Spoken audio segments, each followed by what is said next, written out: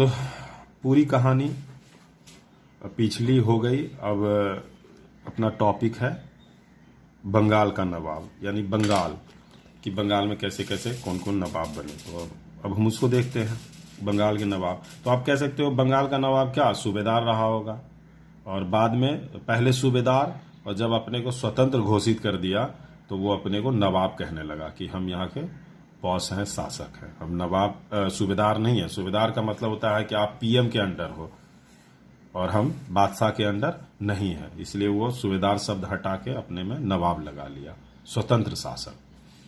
तो अब बंगाल से शुरू किए हैं, तो हम लोग बंगाल को देखते हैं। तो बंगाल में सबसे पहला जो आपने देखा, औरंगजेब ने मुर्शिद कुली खां को, यहाँ देखो मैं दिखाता हूँ, 1701 में औरंगजेब ने मुर्शिद कुली खां को बंगाल का दीवान बनाया। दीवान मैंने दिखाया था, दीवान कौन था? देना लेना, राजस्व वाला, पैसा वसूलता था, और किसको पहुंचाता था? सूबेदार को, जो वहां का चीफ मिनिस्टर था, सूबेदार को। और उसके बाद देखा इसका कामकाज अच्छा है, तो फिर 1717 में इसे सूबेदार बना दिया गया। आप कह सकते हो कि बंगाल का चीफ बन गया ये। तो किसने बना दिया होगा? अब यहां डेट है 1717, तो अब देखो 1717 में कौन था शासक, देखिए आप यहां से मिलाइए 1717, 13 और 19, 13 और 19। तो यानी कि अगर औरंगजेब ने इसे दीवान बनाया था तो फर्रुखसियार ने इसे वहां का सूबेदार बनाया होगा, क्योंकि ये डेट मैचिंग हो रहा है। ठीक है, तो ये बन गया। अब फर्रुखसियार के बाद क्या हुआ? मुर्शिद कुली खां, अब देखो 1717 में बना, और 1717 के बाद वो अपने को स्वतंत्र घोषित कर दिया। यानी फर्रुखसियार ने उसे बनाया, और उसके बाद वो उसकी बात नहीं माना और खुद को बोला कि हम अब स्वतंत्र शासक हैं। वो बन गया, और स्वतंत्र शासक बनने के बाद उस समय तक जो बंगाल का कैपिटल था, राजधानी था, वो ढाका था। तो इसे लगा मुर्शिद कुली खां को कि अगर ढाका में रहेंगे तो वहां पे बादशाह का, जो मुगल बादशाह है, दिल्ली का शासक, उसके लोग हैं, वो हमें ठीक से काम नहीं करने देगा, हमें डिस्टर्ब करेगा, शासक हमें डिस्टर्ब करेगा। तो उससे बचने के लिए उसने जगह बदल लिया। तो जगह बदल के वो ढाका से कहाँ गया? अपने नाम पे जगह बसाया, मुर्शिद कुली खां इनका नाम था, तो उन्होंने वहां एक जगह आया, उसका नाम रखा मुर्शिदाबाद, उन्हीं के नाम पे। और मुर्शिदाबाद में वो अपना वहां से शासन चलाने लगे। तो कह सकते हो कि बंगाल का अब राजधानी मुर्शिदाबाद बन गया। तो किसने लाया मुर्शिदाबाद, बंगाल की राजधानी को, ढाका से? मुर्शिद कुली खां ने। तो पहला बंगाल का नवाब जो बना, या गैर मुगल शासक, तो वो था मुर्शिद कुली खां। ठीक है, अगर आपको अभी नाम मैं सब याद करवाऊंगा कि मुर्शिद कुली खां के बाद कौन आया, फर्स्ट मुर्शिद कुली खां था, इसको मैं कैसे याद रखूंगा। तो अब यहाँ बीच में जो भी कहानी है, अपने को स्वतंत्र शासक घोषित किया, राजधानी ढाका से मुगल। अब इसी में एक बीच में यहाँ पे देखो ऊपर में मैंने सात सुजा लिखा है, सात सुजा। तो सात सुजा बहुत पुराना मामला है, सात सुजा 1651 का मामला है, और हम लोग अभी 1720 पे पहुंच चुके हैं मुर्शिद कुली खां पे। तो 1651 का ऐसे ही यहाँ पे है कि वो ब्रिटिश से जुड़ा हुआ मामला है कि अंग्रेज को सबसे पहले 1651 में फैक्ट्री खोलने का किसने वहां पे निर्देश दिया था। तो यहाँ तो दो शासक चल ही रहा है, एक बंगाल का नवाब, दूसरा मुगल बादशाह दिल्ली में, और तीसरा एक और घुसता है जो वो है अंग्रेज। तो उसको भी साथ साथ चलाना है हमें, तो उसको साथ साथ रखने के लिए हमने सात सुजा का चर्चा कर दिया कि हुगली में पहला फैक्ट्री बनाया, और वो सात सुजा के निर्देश से, क्योंकि उस समय सात सुजा वहां का सूबेदार था। और ये सात सुजा कौन था? तो सात सुजा शाहजहां का बेटा था। शाहजहां को 4 बेटा था, जिसमें एक सात सुजा भी था। शाहजहां का बेटा औरंगजेब भी था, दारा सिकोह था। तो वो कहानी बाद का है, वो करवाएंगे, बाद का नहीं, वो पीछे है। वो पीछे जब मिडेबल में जाएंगे तो वो सब मिडेबल में आ जाएगा। 1707 से पहले का कहानी है। तो हम तो 1707 के बाद का पढ़ रहे हैं, क्योंकि हमें पढ़ना है मॉडर्न तो मॉडर्न चल रहा है मेरा। तो ये हो गया।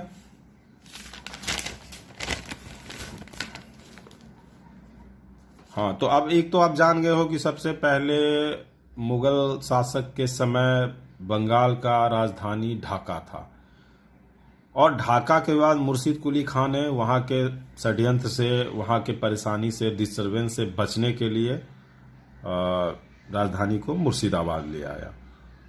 फिर उसके बाद और कहानी होता है कि मुर्शिदाबाद से फिर ट्रांसफर होता है इसका राजधानी, जो मुंगेर आता है।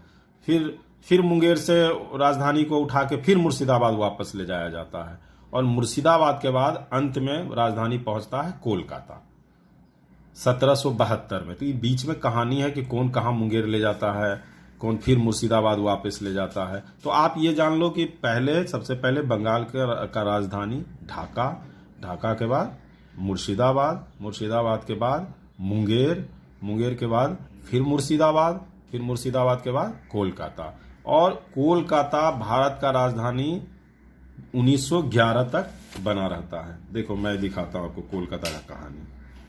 तो बंगाल का राजधानी ढाका था। ढाका के बाद मुर्शिद कुली खां जब बंगाल का शासक बना तो राजधानी कहाँ ले आया? मुर्शिदाबाद ले आया। बंगाल में कौन कौन था? बांग्लादेश, वेस्ट बंगाल, बिहार, उड़ीसा, ये सब मिला के, और अब बर्मा भी कह सकते हो। फिर देखो राजधानी कैसे कैसे आया। ढाका से मुर्शिद कुली खां मुर्शिदाबाद, मुर्शिदाबाद से मीर कासिम मुंगेर, मुंगेर से अंग्रेज ने फिर मुर्शिदाबाद ले आया। अभी बीच में आ जाएगा कहानी कैसे ले गया। आप पढ़े होगे, अभी तो आप लोगों ने कुछ रिवीजन किया तो उससे पता चल रहा होगा। और मुर्शिदाबाद से फिर कलकत्ता किसने लाया? तो वारेन हेस्टिंग्स ने लाया, जो गवर्नर बना था, और बाद में वो पहले बंगाल का गवर्नर बना, बाद में बंगाल का गवर्नर जनरल बना। उसकी भी कहानी है, कौन बंगाल का गवर्नर क्या होता है, वायसराय क्या होता है, गवर्नर जनरल क्या होता है, वो भी मैं करवाऊंगा। इसके बाद वो आएगा, आगे आगे आता जाएगा, मैं करवाता जाऊंगा। अभी आप ये जान लो कोई हेस्टिंग्स नाम का था जिसने कलकत्ता को हटा दिया। किसने हटाना? हेस्टिंग्स, हटाया हेस्टिंग्स। मुर्शिदाबाद से हटाया हेस्टिंग्स, कहाँ? कोलकाता। और 1774 में कोलकाता भारत की राजधानी, या यूं कहो कि हाँ, भारत की राजधानी कह सकते हो, वहां से चलना शुरू हुआ। और ये ब्रिटिश की राजधानी कह सकते हो, ब्रिटिश शासक की राजधानी, क्योंकि यहाँ तो दिल्ली में तो मुगल बादशाह बैठा हुआ है, और मुगल बादशाह 1857 तक बैठा रहेगा, और ये बात हो रही है 1774 की ही। तो आप कह सकते हो दो राजधानी, एक दिल्ली में चल रहा था, दूसरा कोलकाता में। कोलकाता में ब्रिटिश ने बना लिया, दिल्ली में मुगल शासक, और इस तरह से ये चलता रहता है। और 1857 में जब मुगल बादशाह लास्ट, अब देखो औरंगजेब खत्म होता है, तो औरंगजेब के 1707 में मरने के बाद, अब भाई मुगल शासक है तो मुगल शासक है तो सब महान लोग, बहादुर लोग, मजबूत लोग, तो इसके बाद जो बैठता है तो उसका नाम है बहादुर शाह। देखो मैं दिखा रहा हूं,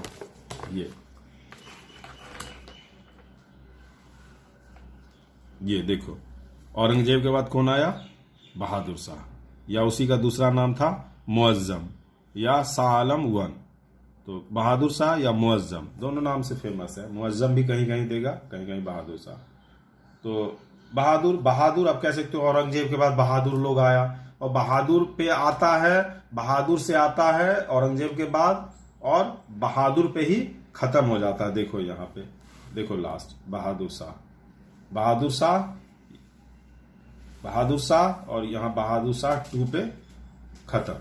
तो 1857, देखो मैंने लिखा है 1857 में मुगल शासन का अंत। देखो यहाँ लिख दिया मैंने, कानूनी रूप से मुगल साम्राज्य 1 नवंबर 1858 को समाप्त हो जाता है महारानी विक्टोरिया के घोषणा से।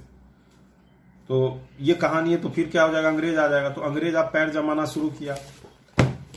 तो अब देखो बंगाल में क्या क्या होता है नवाब और अंग्रेज के बीच, और फिर धीरे धीरे बढ़ते बढ़ते दिल्ली तक पहुंचेगा अंग्रेज लोग, ब्रिटिश लोग। तो अब मुर्शिद कुली खां, तो मुर्शिद कुली खां का कहानी आपने देख लिया, ज्यादा कुछ है नहीं। मुर्शिद कुली खां का इंपॉर्टेंट पॉइंट ये है कि उसने ढाका से मुर्शिदाबाद राजधानी लाया। दूसरा इंपॉर्टेंट पॉइंट है कि वो बंगाल का पहला नवाब बना।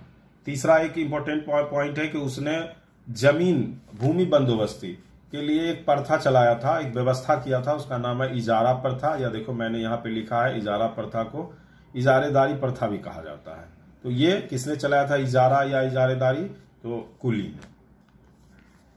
और ये इजारा से किसको फायदा हो रहा था? तो बड़े बड़े जो कुलीन वर्ग थे, मतलब धनाढ्य लोग, पैसे वाला लोग, उसकी जमींदारी का व्यवस्था किया गया कि जमीन उसके हाथ में चला जाए। तो उसे फायदा मिलने वाला था मुर्शिद कुली को कि अमीर को अपने साथ रखेंगे तो मेरे पक्ष में रहेगा, तो हम शासन अच्छे से करेंगे। तो इसने ऐसा कर दिया। तो ये आता है एग्जाम में कि कुलीन वर्ग के लिए जमींदारी की व्यवस्था किसने किया? तो आप आंसर लगाना मुर्शिद कुली। और इजारा प्रथा तो है ये मुर्शिद कुली।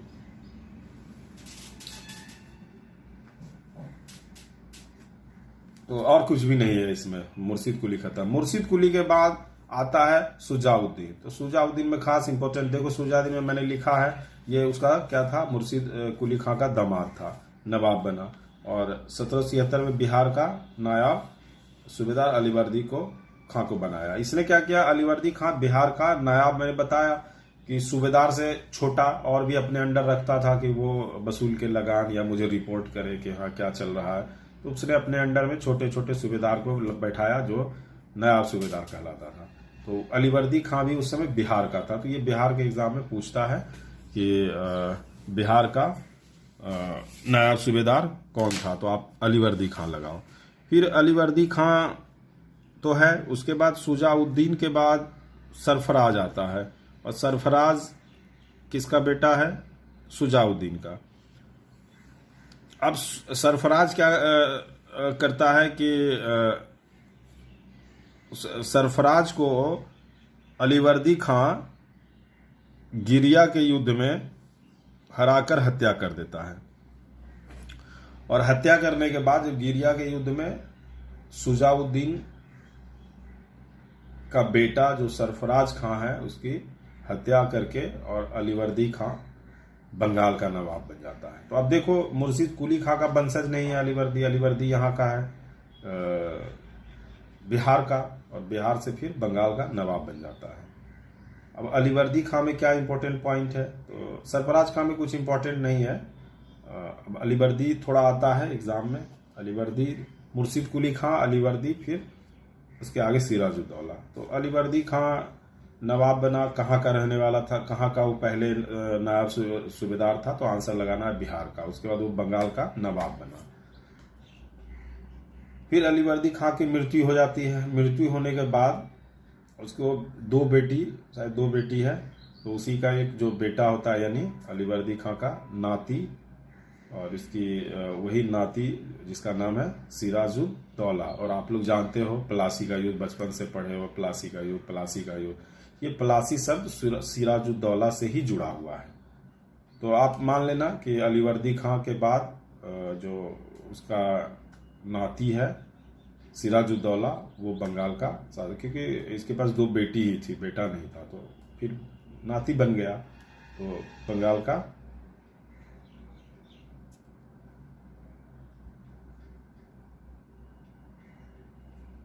ये सिराजुद्दौला शासक बना। और सिराजुद्दौला भी बिहार से ही जुड़ा हुआ था। तो पहले नायब सूबेदार सिराजुद्दौला बिहार में ही था।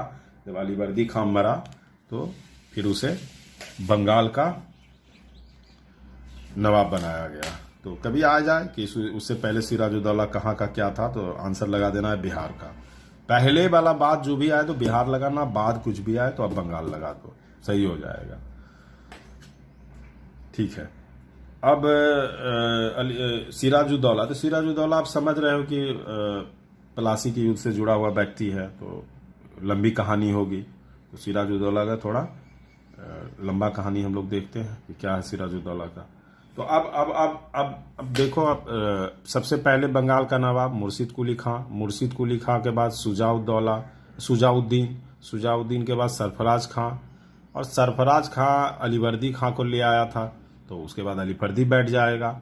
अलीवर्दी के बाद उसका नाती कौन बैठ जाएगा? सिराजुद्दौला बैठेगा। फिर सिराजुद्दौला के बाद देखते हैं क्या होता है आगे। देखो तो सिराजुद्दौला के बाद क्या होता है कहानी कि सिराजुद्दौला का एक सेनापति होता है, उसका नाम है मीर जाफर। तो मीर जाफर और सिराजुद्दौला का भी कहानी चलेगा, क्या क्या अंग्रेज के साथ होता है। ये थोड़ा अंग्रेज विरोधी था और उसके बाद मीर जाफर आता है। मीर जाफर के बाद उसका दामाद मीर जाफर, जाफर के बाद मीर कासिम, मीर कासिम आता है। फिर मीर कासिम के बाद फिर मीर जाफर आ जाता है कुछ समय के लिए, और उसके बाद उसका एक आप देखो यहाँ पे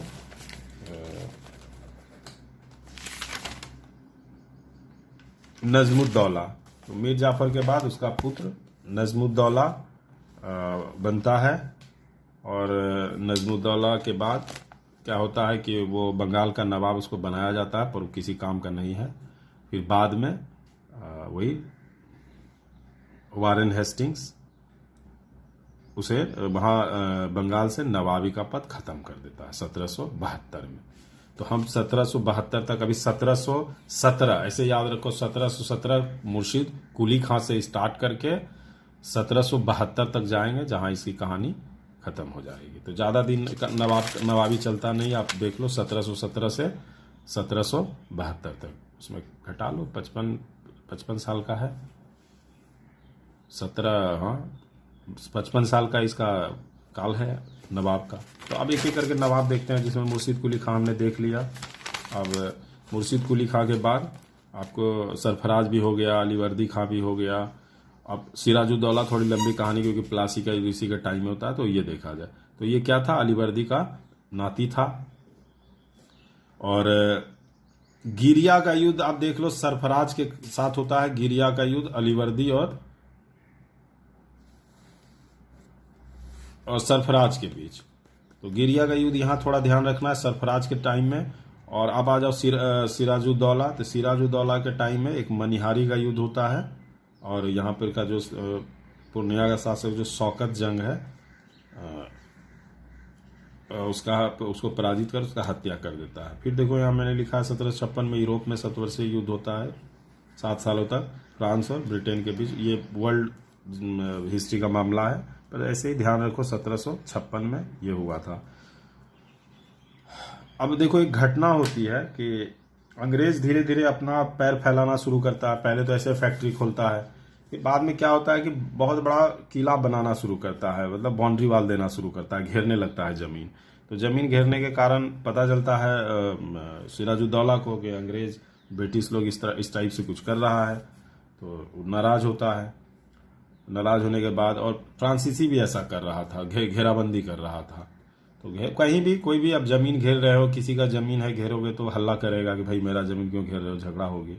ऐसे ही वहां हुआ। तो नवाब ने मना किया दोनों को कि यार आप लोग जो घेराबंदी मत करो, गलत है, आप तो बाहरी हो। तो फ्रांसीसी मान गया। फ्रांसीसी थोड़ा कमजोर था उस समय, ब्रिटिश के पास ज्यादा व्यवस्था था, ये नहीं माना।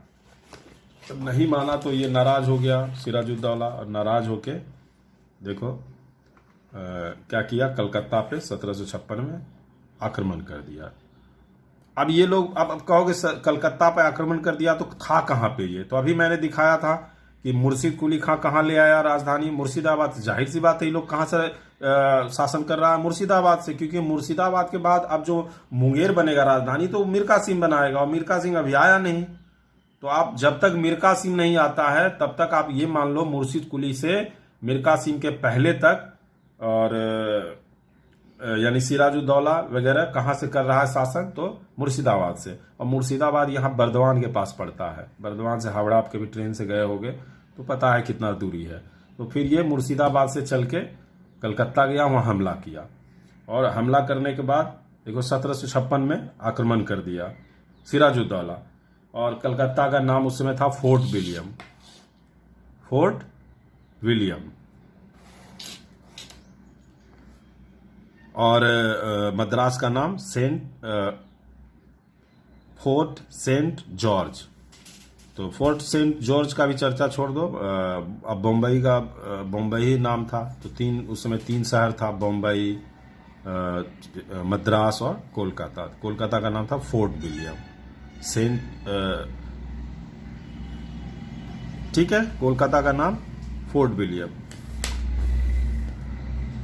वहां आक्रमण किया, घेराबंदी हुआ, और ये अधिकार कर लिया कोलकाता पे। तो जो वहां पे कोलकाता में जो सेनापति अधिकारी वगैरह था, वो सब वहां से भाग गया। फुल्टा द्वीप है वहीं पे, आइसलैंड है, उधर भाग गया बंगाल की खाड़ी में। और ये अधिकारी कौन था अंग्रेज की तरफ से? तो गवर्नर ड्रेक और मिंचिन ये सेनापति था। तो मिंचिन और ड्रैक ये दोनों भाग गया। कभी कभी पूछ